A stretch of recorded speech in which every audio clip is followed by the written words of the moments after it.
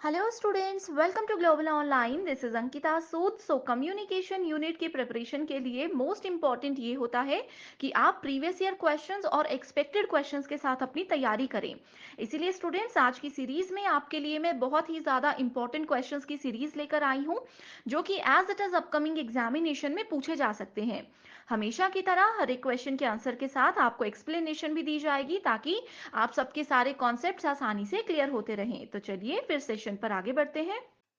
Students, paper one में आप सबको हेल्प करने के लिए एक कंप्लीट कोर्स में लेकर आई हूँ, जिसमें अगले 30 दिन के अंदर आपको रोज 2 से 3 लाइव लेक्चर्स के साथ पेपर से पहले 100% सिलेबस तो कवर करवाया ही जाएगा। साथ ही आपकी रिवीजन के लिए full syllabus MCQs and PYQs भी दिए जाएंगे, जिसमें कि आपको कुछ ऐसे ट्रिक्स बताऊंगी जिससे इजीली करेक्ट आंसर को पेपर में आइडेंटिफाई किया जा सकता है। फाइनल प्रिपरेशन के लिए अपडेटेड मॉक टेस्ट है and 5000 plus MCQ question bank है, जो कि एक्सप्लेनेशन के साथ आपको मिलेगा। एंड यकीन रखिए कि इसमें से एज इट इज सवाल पेपर में आपको देखने को मिल सकते हैं। लिमिटेड पीरियड के लिए ये डिस्काउंट आपको दिया जा रहा है। इसके लिए आपको गिवन नंबर्स पर व्हाट्सएप के थ्रू कॉल या मैसेज करके पूरी जानकारी लेनी है। साथ ही स्टूडेंट्स, फ्री वीडियोस और मॉक टेस्ट के लिए ग्लोबल ऑनलाइन ऐप को डाउनलोड कीजिए। स्टोर सेक्शन पर सर्च बार में आपको लिखना है कोर्स का नाम।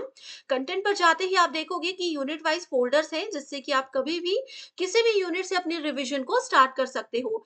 आपके स्टेट के अलावा अदर स्टेट्स के पीवाईक्यूज भी हम आपको देते हैं प्रैक्टिस के लिए, ताकि आपको अपकमिंग एग्जामिनेशन के लिए एक आइडिया मिल जाए कि किस लेवल के सवाल पूछे जा रहे हैं। तो ये एक ऐसा कोर्स है जो डेफिनेटली स्टूडेंट्स आपको एग्जाम क्वालिफाई करने में हेल्प करेगा। In the communication process, when the sender and receiver interchange their roles in respect of sending and receiving the message, it is called what? So simple सा question है। देखिए इसमें कहा है, जब कम्युनिकेशन के दौरान एक सेंडर और रिसीवर, सेंडर कौन हुए? जो मैसेज डिलीवर कर रहे हैं। जैसे अभी सेंडर कौन है? मैं हूं। और आप सभी मेरे स्टूडेंट्स कौन हो? रिसीवर्स हो। ठीक है। एंड इसमें बोला है कम्युनिकेशन के दौरान जब सेंडर और रिसीवर अपने रोल्स इंटरचेंज करते हैं, यानी कि मेरे स्टूडेंट्स जब सेंडर बन जाएंगे और मैं जब उनकी बात को सुनूंगी, रिसीवर बन जाऊंगी, तो उसमें हम उस बात को क्या बोलते हैं? ये कौन सा मॉडल है? Universal model? No. Transactional model, singular flow model, या फिर प्लूरलिस्टिक मॉडल? तो ये बहुत आसान क्वेश्चन है, इसको हम ट्रांजैक्शनल मॉडल बोलते हैं। अब देखिए, बैंक स्टेटमेंट्स और बैंक ट्रांजैक्शन आपने सुनी होगी ये टर्म। ठीक है। सो बैंक ट्रांजैक्शन क्या होती है? एक जगह से अगर हम अमाउंट ट्रांसफर कर रहे हैं, कहीं से रिसीव भी कर रहे हैं, फिर कहीं से ट्रांसफर कर रहे हैं, टू वे कम्युनिकेशन अगर चल रहा है, सेंडिंग और रिसीविंग दोनों चीजें अगर हो रही हैं, तो उसको ट्रांजैक्शन कहा जाता है। सिमिलरली कम्युनिकेशन में इसको ट्रांजैक्शनल मॉडल कहा जाता है। ओके। या फिर हम इस क्वेश्चन को ऐसे भी फ्रेम कर सकते थे एग्जाम में कि जब सेंडर रिसीवर बन जाते हैं और जब रिसीवर सेंडर बन जाते हैं, तो उसको क्या बोलते हैं? तो इसको हम फीडबैक भी बोल सकते हैं। Okay. Which of the following are the criteria for public service communication? Okay, so यहाँ पर सार्वजनिक सेवा संचार की बात की गई है। सिंपल से लैंग्वेज में हम इसको पब्लिक कम्युनिकेशन बोल सकते हैं। पर्सनल बायस, यानी कि व्यक्तिगत पूर्वाग्रह। जब भी कम्युनिकेशन में हम पूर्वाग्रह की बात करते हैं, मतलब अगर एक पर्सन सामने से आ रहे हैं और मैंने पहले ही बोल दिया कि ये मुझे ना थोड़ा अकड़ू लग रहा है, मैं इनसे बात नहीं करूंगी, तो जब भी पर्सनल बायस या पूर्वाग्रह कम्युनिकेशन में होता है, तो वो एक अच्छी कम्युनिकेशन नहीं होती है। इसलिए ये ऑप्शन गलत है। आइडियोलॉजिकल स्लैंट, यानी कि वैचारिक झुकाव, अपने विचार, अपने जो लेवल है, किसी सोच सबकी अलग होती है, वो किसी के सामने रखना, वो चीज भी कम्युनिकेशन को अच्छा नहीं बना सकती। तो ये वाला कोई ऑप्शन भी गलत है। एक्यूरेसी, यानी कि जो बात मैं कर रही हूं, बहुत जरूरी है कि वो बिल्कुल सटीकता से मैं प्रेजेंट करूं, बिल्कुल सही इंफॉर्मेशन किसी को दूं। कॉम्प्रिहेंसिवनेस, यानी कि व्यापकता, कॉम्प्रिहेंसिव नॉलेज देना, कॉम्प्रिहेंसिव तरीके से अपनी बात रखना, ताकि कोई भी कंफ्यूजन क्रिएट ना हो, ये भी बिल्कुल सही ऑप्शन है। तीसरा ऑप्शन बोलता है separation of opinion and facts. हर एक व्यक्ति से जो मैं कम्युनिकेट कर रही हूँ, बहुत कम लोग होते हैं जिनकी सोच, जिनके ओपिनियन, जिनकी राय, जिनके तथ्य आपस में मिलते हैं। तो उनमें सेपरेशन होती है, अलग विचारधारा सबकी होती है। इस चीज को अगर हम समझ जाते हैं, तो ये एक इंपॉर्टेंट क्राइटेरिया होता है सार्वजनिक सेवा संचार का। इसलिए ये ऑप्शन भी बिल्कुल सही है। तो C, D and E, that is option number 3 is the correct answer. The sender's responsibility in communication process includes, अब देखिए सेंडर कौन होते हैं, मैसेज डिलीवर करने वाले। सेम क्वेश्चन आप लोगों से पहले भी पूछा गया है, ये मार्च 2023 में जो एग्जाम हुआ था उसका क्वेश्चन है, ठीक है। सेंडर की जगह इस क्वेश्चन में बोला गया था एनकोडर। तो आप लोगों को ये कॉन्सेप्ट भी समझ में आना चाहिए कि जो सेंडर है, जो मैसेज डिलीवर करने वाले होते हैं, उनको हम एनकोडर भी बोलते हैं, और जो मैसेज रिसीव करने वाले होते हैं, जैसे अभी मैं एनकोडर हूं, मैसेज क्या है, मैसेज मेरा ये क्वेश्चन है, और आप रिसीव कर रहे हो तो आप कौन हो, आप सभी डिकोडर हो, right. So the sender's responsibility in communication process include, अब मैं आप लोगों के लिए सेंडर हूं, कम्युनिकेशन में मेरी रिस्पॉन्सिबिलिटी क्या है, interrupting the receiver to clarify misunderstandings immediately. मैं आपको कुछ समझा रही हूं, अगर आपको गलतफहमी हो रही है उस बात से, तो मैं एकदम आपको टोक कर उसको बीच में ही रोक कर उसको सही करूं, ये गलत है। Ensuring the message is clear, मैं पहले ये चीज की सुनिश्चित इस चीज को कर लूं कि मैसेज जो मैं दे रही हूं, नॉलेज जो मैं दे रही हूं वो बिल्कुल क्लियर है, कंप्लीट है, आधा ज्ञान मैं नहीं दे रही हूं। अंडरस्टूड बाय रिसीवर, कि जिस लेवल पर आप पढ़ना चाहते हो, जिस लेवल का नॉलेज आपको चाहिए, मैं उस लेवल पर आपको समझा रही हूं ताकि आप उस चीज को समझ जाओ। तो ये एक सेंडर की मेजर रिस्पॉन्सिबिलिटी होती है।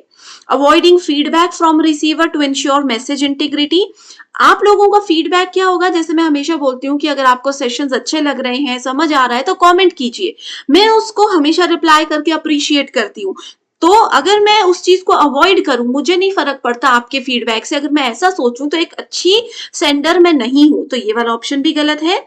Using technical jargon whenever possible to demonstrate expertise, मुझे आप लोगों से थोड़ा सा ज्यादा नॉलेज है, बहुत ज्यादा नहीं, बट इस फील्ड में हो सकता है थोड़ा ज्यादा है क्योंकि मैं बहुत समय से काम कर रही हूँ, लेकिन मैं कुछ ऐसी टेक्निकल टर्म्स इतना टफ लेवल पर आपको पढ़ाऊं कि आप समझो ही ना, तो ये भी गलत हो जाएगा, ठीक है। तो इसलिए सही ऑप्शन है ऑप्शन नंबर 2। अगला क्वेश्चन है, de Saussure labelled language as a what. So de Saussure ने भाषा को क्या कहा है, technical code, no. Profusion of signs, चिन्हों का प्रचुरता, चिन्हों की प्रचुरता कहा है उन्होंने, ठीक है। तो इसको आपने एज इट इज याद रखना है, बहुत इंपॉर्टेंट तो ये नहीं है। The arrival of interactive communication technologies has been described as what. So interactive technology क्या होती है, जिससे हम इंटरैक्ट कर सकते हैं। अब जैसे एक टेक्नोलॉजी पहले देखिए, वेबसाइट्स होती थी, टीवीज होते थे, जहां पर हम सिर्फ बैठ के देखते थे, हम क्या चाहते हैं हम ये नहीं बोल सकते थे।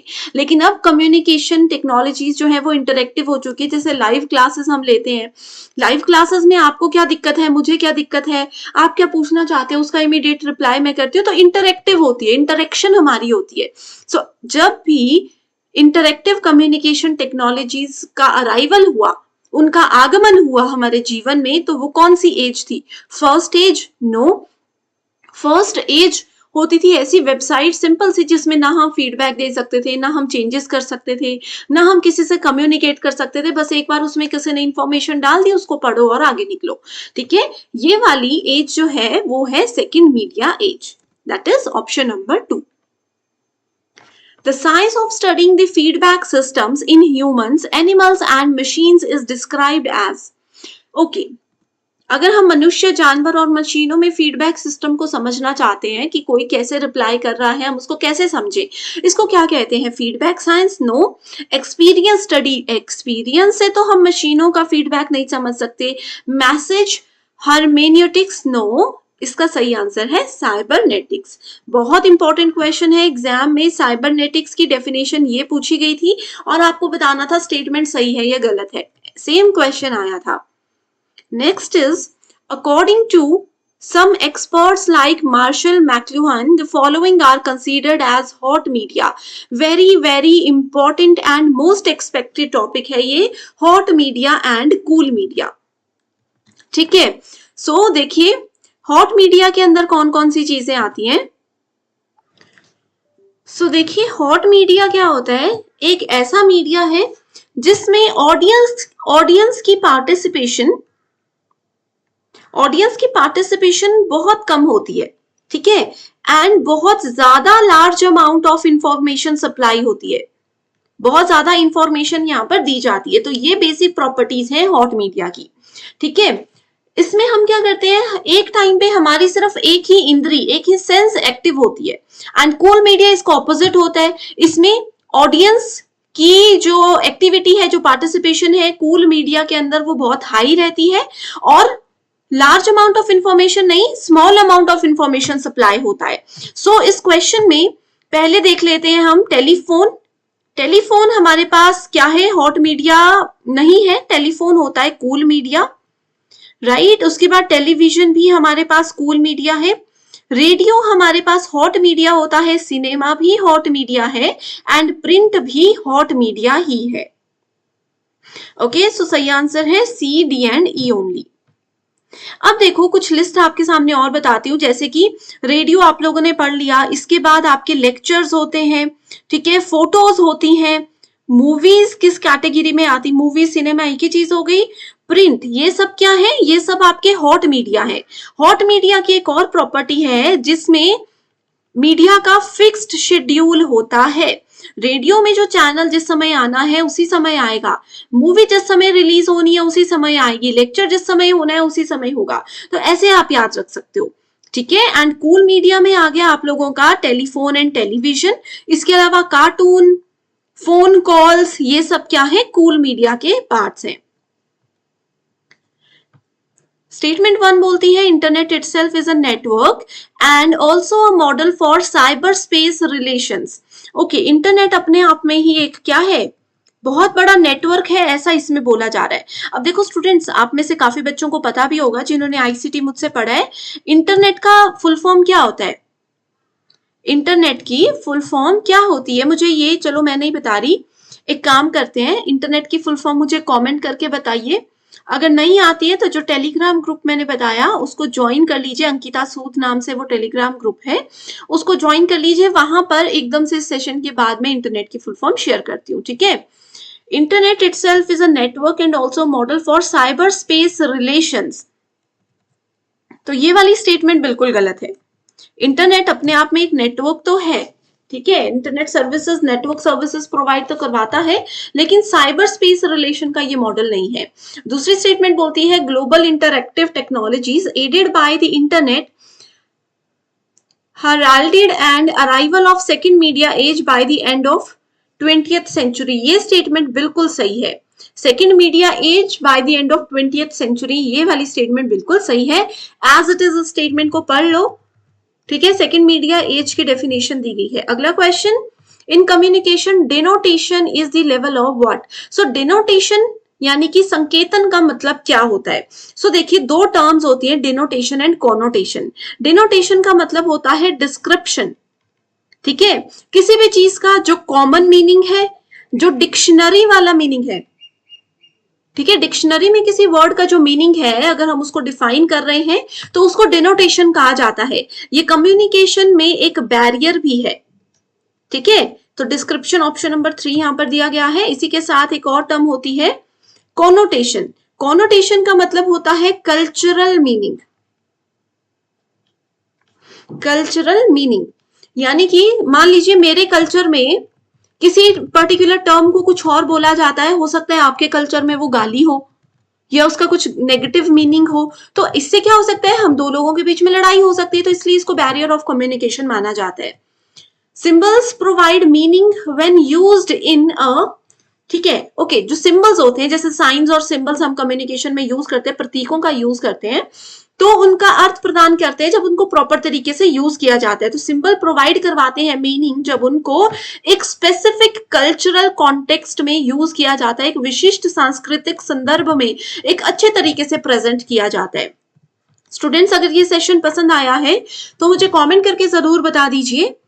स्टूडेंट्स, पेपर 2 के फाइनल रिवीजन के लिए एक स्टडी मटेरियल हम लेकर आए हैं जिसमें आपको फुल सिलेबस पीडीएफ नोट्स के साथ हम most expected MCQs and PYQs भी प्रोवाइड करवाते हैं। जो भी सब्जेक्ट्स अवेलेबल है आप यहाँ पर देख सकते हो। ये स्टडी मटेरियल ना सिर्फ आपको आपका जेके सेट एग्जामिनेशन बल्कि इसके अलावा इंटरव्यू में भी बहुत ज्यादा हेल्प कर सकता है। इन व्हाट्सएप नंबर्स पर आप इजिली कॉल या मैसेज करके इसकी पूरी जानकारी ले लीजिए। एंड इसी के साथ फिर आज के सेशन को हम एंड करते हैं। मैं उम्मीद करती हूँ सारे क्वेश्चंस आपको समझ आ गए होंगे। So thank you so much and I wish you all the very best.